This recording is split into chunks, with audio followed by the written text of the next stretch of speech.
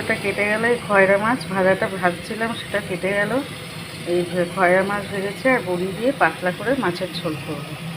মাছ ভাজার তেলে কালো জিরে দিয়ে দিলাম, কাঁচা লঙ্কা দিয়ে দিলাম, দিয়ে মশলা দিয়ে ধনে আর একটু হলুদ দিয়ে দিলাম। দিয়ে বড়ি দিয়ে মাছের ঝোল করবো পাতলা করে।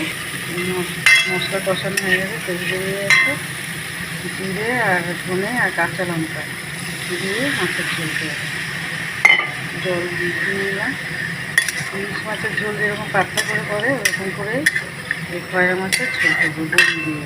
এই ঝোল ফুটে গেছে, কাঁচা লঙ্কাও দিয়ে দিলাম, বড়ি মাছ একসাথে দিয়ে দিলাম, ঢাকা দিয়ে দিলাম। মাছের ঝোল হয়ে গেছে, এটা ধনে পাতা দিয়ে দিলাম। এবার নাড়িয়ে দেবো। এই মাছের ঝোল হয়ে গেছে, নাড়িয়ে দিয়েছি।